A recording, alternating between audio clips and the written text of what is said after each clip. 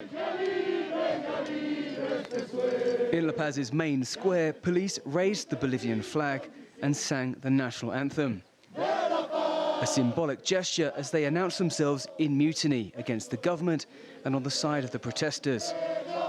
This was the latest in a wave of police rebellions which began on Friday in cities across Bolivia. In a move that could prove key, police officers here in the seat of government, La Paz, have retreated to this police station just meters from the presidential palace, which they've been guarding for the last 3 weeks. The police were in the middle of clashes between anti-government protesters and Morales supporters in the aftermath of last month's presidential election and accusations of vote rigging. But this officer told CGTN enough is enough. Estamos con el pueblo. We are with the people. The government can't use us to repress the people. We police belong to the people. We do not belong to a political party or a particular government. For his part, Evo Morales blamed opposition leaders and violent groups for instigating what he calls a coup attempt. But he also called for dialogue with elected political leaders. To preserve Bolivia, life, democracy, I call for dialogue with the parties which have won parliamentarians in the last elections. There are 4 parties. I call for an open debate to pacify Bolivia.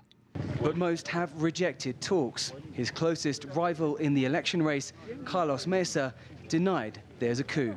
There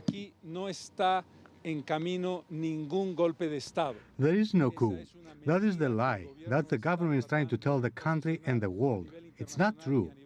The only figure who is pushing a coup is President Evo Morales, when he decided to commit a monumental fraud, trying to steal, for the second time, the popular vote from the people.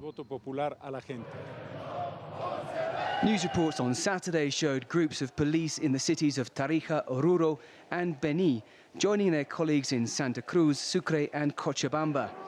At least 3 people have died and more than 300 have been injured in clashes since the disputed election was held on October the 20th.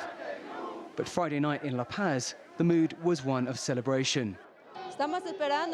We are waiting for the resignation of Evo Morales. Pressure is mounting on Morales to step down, but he's refused to do so. The next hours and days could determine Bolivia's future.